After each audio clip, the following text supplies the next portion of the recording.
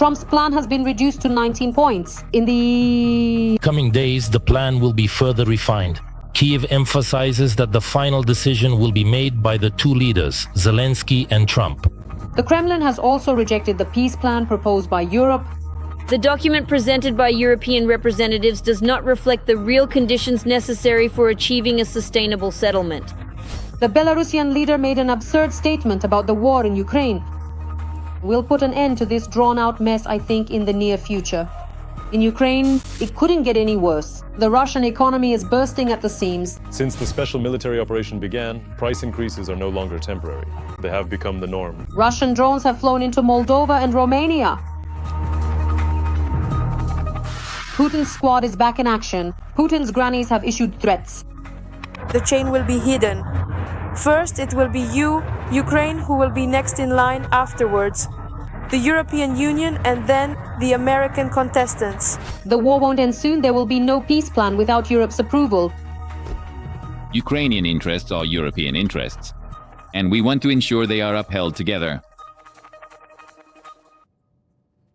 And now, more details about this and more. Hello, you're on the Ukraine Today YouTube channel, and I'm Vladimir Rabchun in the studio with you. Subscribe to our channel and like this video. It's easy and simple for you, and it makes us happy. YouTube's algorithms like it, and it helps promote our content. Thank you, and let's move on to our topics. There are dead and wounded in Kyiv, destruction in Odessa, and fires in the Chernihiv region. All of this is the result of last night's massive Russian shelling. In addition, Russian drones entered Moldova and Romania. The president of Ukraine has called for increased pressure on Russia. Meanwhile, the situation at the front is extremely tense. Details in our military review. They went out. Shelling. What is this? Moscow and the region. Drones attacked the Shatura power plant in the Moscow region. Preliminarily, the power distribution node of the district's main state power plant was on fire. It is this power plant that supplies the capital region of the Russian Federation with electricity and heat, according to the Russian publication Astra. The season of raids on Russia's strategic facilities continues. Friendly drones paid a mass visit to Kstovo in the Nizhny Novgorod region. The likely targets of the attack are said to be the Lukoil refinery, Nizhnogorodneft and Arksyntes, and the Sibir-Kstovo petrochemical plant.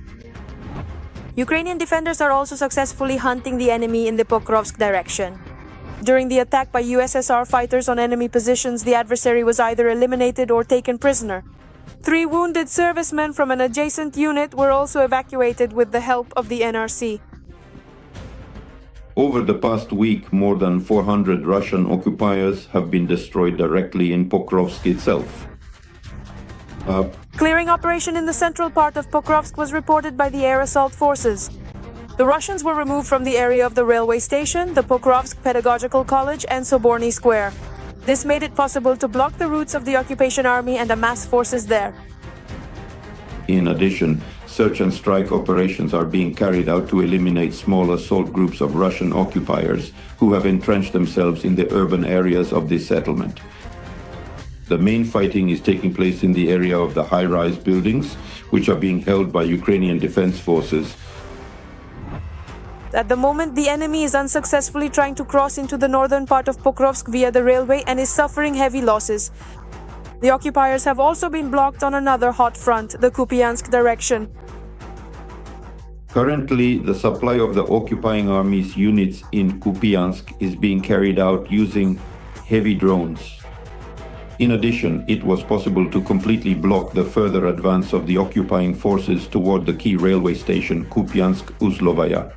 And this is the strategic objective of the Russian occupiers in this direction. The coming months will be critical for Ukraine. This opinion was expressed by American military officials who visited Kyiv last week. Moreover, the media reports that Europe is preparing for a possible halt in US aid to Ukraine. At the time when Western media reported on the 28 points of the so-called peace agreements, Ukraine's defense forces struck Russian territory using precisely American weaponry. Specifically, these were Atacms missiles. Their technical specifications allow for a range of up to 300 kilometers to hit targets. Their use would have been impossible without the consent of the US military and political leadership. The US Special Representative to the United Nations stated very clearly and unequivocally that if the Russian Federation does not come to the negotiating table in good faith, the United States will increase the scale of military technical assistance to Ukraine and impose additional so-called secondary economic sanctions, this time against the strategic economic partners of the Russian Federation. Meanwhile, Russia's presence in Europe itself has increased significantly. The UK Ministry of Defense reported the interception of a Russian warship and a tanker. According to the British Military Department, over the past 2 years, the number of Russian ships passing near British waters has increased by 30%. Joining our broadcast is Alexander Kovalenko, military political observer from the Information Resistance Group. Alexander, glad to have you with us. Good evening. Alexander, from your professional perspective, what was the purpose of the visit by the United States Secretary of the Army, Dan Driscoll, to Ukraine? Was the goal, the sole goal, if we clarify it this way, to deliver an ultimatum, those very 28 points that are included in the framework agreement on ending the war? Well, let's put it this way. Who is Danny Driscoll? For example, if I were to ask who Keith Kellogg is, I would have something to say about that. Keith Kellogg is a professional figure, a career military man with a certain amount of experience and more. But who is Daniel Driscoll? Daniel Driscoll, how exactly did he manage to obtain his current position, and by what means did he ultimately reach that particular level of authority and responsibility? Unfortunately, I am compelled to state with a heavy heart that as of today, the leadership of Ukraine is regrettably compelled and forced to discuss extremely vital, important, and to some extent, highly critical issues and matters for our country with individuals who are, quite frankly, absolutely unfit, unsuitable, and unqualified for their positions and roles. I would include Tiva Witkov among such people. A completely unqualified individual, absolutely. When it comes to diplomacy, when it comes to international relations, Witkov has very good abilities. He's a great realtor. He sells real estate quite well. He can be a reliable friend. But as a diplomat, as a geopolitical expert, as someone who understands the essence of each country whose problems he is involved in, well, to put it mildly, he doesn't even come close to the level of the circles around Ronald Reagan, George H.W. Bush, or George W. Bush. In other words, this is a person who is absolutely unfit for the position he has found himself in. Daniel Driscoll is only just beginning to get acquainted with the field he has been assigned to. It's precisely the path he will be following. But even his very first steps, to put it mildly, raise a lot of questions. It seems to me that this particular appointment was, in large part, due to a rather interesting and noteworthy aspect of Daniel Driscoll's personal biography, namely the fact that during the period in question, while he was in the process of obtaining his law degree at the prestigious Yale Law School, he became over time a very good and close friend of J.D. Weiss. It was, in fact, precisely this personal connection and friendship that played a significant and decisive role in helping him reach such impressive heights in his career, rather than any particularly unique intellectual qualities, exceptional talents, or outstanding professional achievements. Therefore, and unfortunately, it should be specifically noted and emphasized that Ukraine will, as time goes on, increasingly have to deal with and interact with the American side, with individuals and representatives who, in many cases, do not fully or quite understand the true essence of the problems at hand or grasp the core of the issues involved. This greatly complicates mutual understanding, which of course will require considerably more patience, resilience, and determination from Kyiv, from official Kyiv, than was needed, for example, even at the beginning of 2025, right after the official inauguration of Donald Trump for his second term. We are witnessing a number of situations that could perhaps be described as a kind of a state of limbo, a suspended state for Ukraine, when something is voiced in an ultimatum-like form, for example, a Russian-American proposal to end the Russian war against Ukraine, and so on. Then there is a certain pause, perhaps in order to reflect, let's call it that. Is Russia using this time to advance on the front? Is Russia using this time to promote its own interests? Why am I asking this? Today, a statement was made by the deputy commander of the Third Army Corps, Maxim Zhorin, according to whom he does not recall such an advance on the front as the one being observed now. I'm not the person who can contradict Maxim Zorin, since I'm sitting on a comfortable couch and he's still the commander of a combat unit. But according to the statistics and the events along the entire front line, I absolutely disagree with him.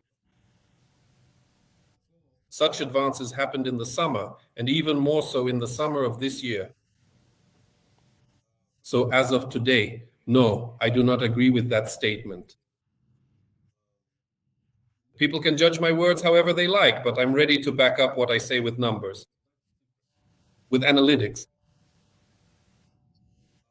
As for the United States and regarding this whole situation that's now unfolding and how it might be used, it's important to distinguish between diplomacy, politics, and military affairs. Politics operates in a completely different environment, and the processes in politics are entirely different from those on the battlefield. For example, what happened on the night of November 25th? A massive shelling of Ukrainian territory using combined and varied means of destruction by Russia. Can this truly be considered a process, given the current diplomatic efforts, that could in any way, even remotely, contribute to a peaceful settlement? No. Diplomacy and politics are a completely different world, entirely distinct and separate from the world of military operations, where there are up to 170 clashes per day along the entire line of contact with certain main directions such as Pokrovsk, Hulyapol, Kostiantynivka, and so on. That's the difference. Peace. The military lives in its own reality, the world of politicians lives in its own reality, and it's very difficult to unite them. That's why I've always urged our deputies, political figures, members of the Verkhovna Rada and others not to interfere in military affairs without understanding the essence of the military, and for the military not to interfere in political processes, for example, those happening on the diplomatic stage, that are happening in the information space, and so on and so forth. Unfortunately, we don't have that separation, and that's why these things often get mixed together.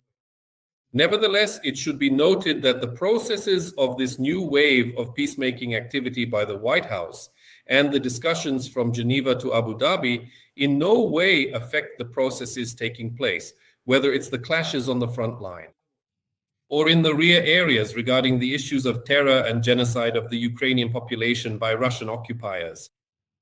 But this says a lot. These are two different realities that are in no way connected to each other. So those people who start saying, oh, I wish they would just come to an agreement already, simply don't understand the whole essence of the situation. An agreement about what? About the fact that in 6 months you'll be killed even more intensely and on a larger scale because they've built up resources and managed to do this thanks to these agreements, or do you mean something else like Ukraine's victory?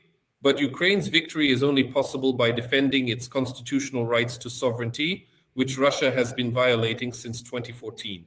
In this regard, of course, the discussion can be very long, protracted, and deep, but it's important to understand politics and war, war and politics. These are two different dimensions. And very few people are able to connect and communicate between these dimensions. In your opinion, can Ukraine afford to make certain concessions regarding the size of its armed forces? I'm referring in part to the Financial Times publication that came out today, according to which, again, supposedly, though I think this is nothing more than speculation, Ukraine has agreed to reduce its armed forces to 800,000 people. It depends on the conditions. And that's very important. If we're talking about 800,000 people in peacetime, that's actually more than we need. Let's not forget that we have to support those 800,000 people. That's a serious burden on the budget. It means forming fully staffed regular units, not only with personnel, but also with equipment and all the necessary mechanized components. Without support from our partners in peacetime, Ukraine simply won't be able to maintain such an army. What does that threaten us with? It threatens us with default. Is everyone ready to buy dollars at 100 hryvnias? Is everyone ready for that? No, we're not ready. That's why it's very important to understand what size of army is acceptable for Ukraine in peacetime. Acceptable. 800,000 is not acceptable. That's some kind of unimaginable maximum for peacetime. Mainly in peacetime, Europe will help us with investments in the humanitarian sphere. The humanitarian sphere will in no way be allocated to support the military. Any allocation in this area will be regarded, let's say, as a corruption scheme. So no. On the other hand, if we consider a scenario where Ukraine began to militarize its society starting in 2022 as an option, but I'm not even talking about 2014, I mean specifically 2022, then such a scenario with reducing the size of our army in peacetime to 600,000, not even 800, but 600,000 or less, it would have been workable. But what exactly does the militarization of the population truly mean? In other words, it means a serious and thorough internal effort so that every male citizen of Ukraine who is of conscription age must possess the necessary and mandatory skills required for service. Well, you understand. Skills, basic abilities in safely handling and operating various elementary firearms, essential tactical medicine, combat first aid, and much more. That is, when a relevant problem arises, an invasion, a threat, he is automatically called up and already has the appropriate level of training, the necessary level of skills. He doesn't even need to go through basic training there, so to speak. That's what militarization of the population means. It's not about having 2, 3, 4, 5, or 10 million soldiers in the country. Nothing of the sort. That would simply be the end for the country. When I hear statements like all our male population should be ready for conscription, seriously, who's going to fund the budget for us? The Anunnaki from Nibiru? Are you even using your brains when you say things like that? Don't forget that someone still has to support the country with their taxes and work. Who will produce the same goods for the military? The specialists we have, who? Will the all-wise sages from Mars come flying in? But honestly, many people simply don't understand such basic things. And if there had been a militarized society since 2022, then we could have agreed to reduce the size of our army in the near future and use this aspect as leverage in negotiations with Donald Trump down to 600,000. We could even say 500,000. Donald Trump, come on, what do you mean 600,000? We can reduce it to 500,000. But that's not happening because we don't have that opportunity. This hasn't been done, unfortunately. So we are forced to work with what we have. Meanwhile, Russia, this is a very notable and key point. In the negotiation process, they talk about Ukraine. We are supposed to reduce our numbers, but why has Russia now launched year-round mobilization of its male population? They will be mobilizing them all year round in a mandatory format, meaning conscripts. Why aren't we saying that this bill should be repealed, that this should be cancelled? Why aren't we talking about the reservists whom Russia is now equating with service in special protection zones, including those related to temporarily occupied territories and critical infrastructure? But they will be using them. Why aren't we saying that this bill needs to be repealed? Maybe we are saying it, we just don't know from open sources that this discussion is happening between our delegations. Nevertheless, the process is such that under certain conditions, we could agree to these. Not now. We can't afford it. Especially considering that for Russia, continuing the war is extremely important. They might even take advantage of these peacekeeping conditions, this sort of temporary ceasefire, in order to build up their resources. Especially given that they will have year-round mobilization in effect. Repressive mobilization of migrants, voluntary mobilization, recruiting in other countries, Africa, Central Asia, and so on. And of course, once again, calling up reservists. And in 6 months, we'll be facing the problem that Russia's combat potential will be 2 million people, while ours will be 800,000. That's why we simply can't agree to this, especially right now. Okay. Well, again, as I understand it, this issue will be discussed directly by Volodymyr Zelensky and Donald Trump when this meeting takes place, possibly as soon as the end of this week. There's another topic coming up, but it's related to the one you just mentioned. Are the strikes that Ukraine is currently carrying out on strategic targets within the Russian Federation or on temporarily occupied territories, Russian strategic targets, a factor that helps in the diplomatic process or helps to bring closer, or not so much, to increase Russia's willingness to make concessions? Russia will never make concessions, never. Russia will only make concessions not on the diplomatic front, but on the battlefield. This should be understood. What we are demonstrating now is very important in terms of countering Russian aggression. Last night, we experienced a massive strike on Ukrainian territory. It's important to understand that this was not the most massive strike on Ukrainian territory. There have been much worse ones, much more record-breaking. So this is just an ordinary, average weekly occurrence. A demonstration of aggression and genocide by the Russian Federation. Nothing special. Well, drones attacked, Kinzhal missiles struck. Yes, there will always be casualties. This should be understood. But there's another very important point here. This is not a critical indicator that would allow us to talk about any kind of escalation of this genocide by Russia. On the other hand, last night we carried out one of the largest and most painful strikes on the territory of the Russian Federation. Strikes were carried out on a number of Russian Federation facilities, including, for example, in the city of Taganrog, where a direct hit was made on the Beriev plant, where such aircraft as the A-50 are produced. Well, not produced, but serviced. The A-50s are long-range airborne early warning and control aircraft. The A-60 is an experimental aircraft equipped with a laser system. The A-100LL flying laboratory was destroyed. And most likely the missile carrier is the Tu-95 MS bomber, which is the main carrier of Kh-101 missiles. This is a very serious, extremely painful blow to Russia's reputation. First of all, Russian air defense was unable to protect this strategically important facility from the strike. Russia will not be able to reproduce the A-60 aircraft. It doesn't have the necessary technologies. This was a one-of-a-kind model. The same goes for the A-100LL. They won't be able to reproduce it. It was a unique specimen dating back to the Soviet Union era, during the transition from the Soviet Union to the Russian Federation.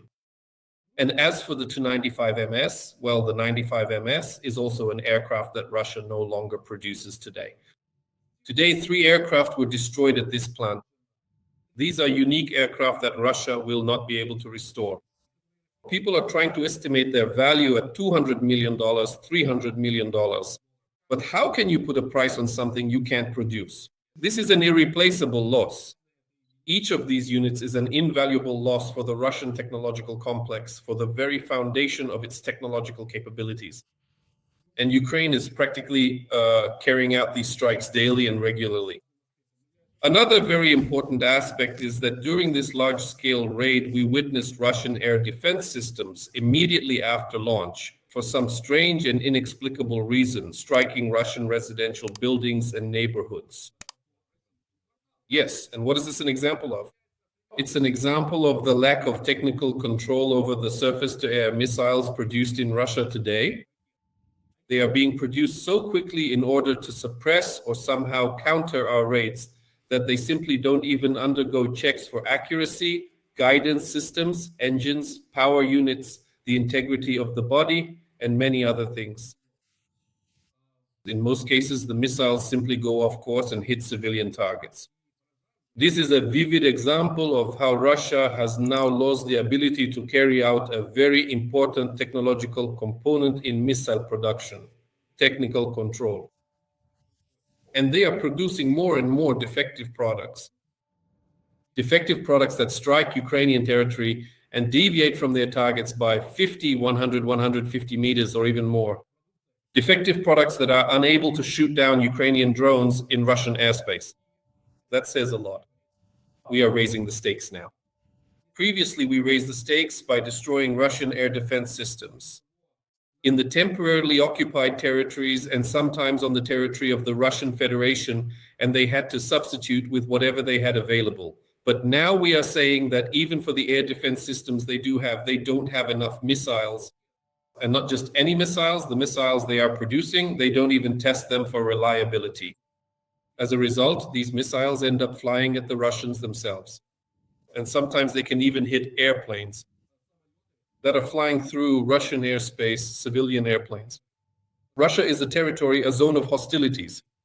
Civil aviation is prohibited from flying there, especially in the European part.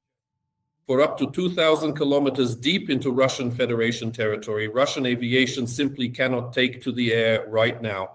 And as for foreign aircraft entering from other countries, for example, from neighboring ones, all the more so, a vivid example is how last year an Azerbaijani airliner from AZAL was shot down by Russian air defense, a Russian Pantsir S-1, which couldn't distinguish a huge airliner from a drone.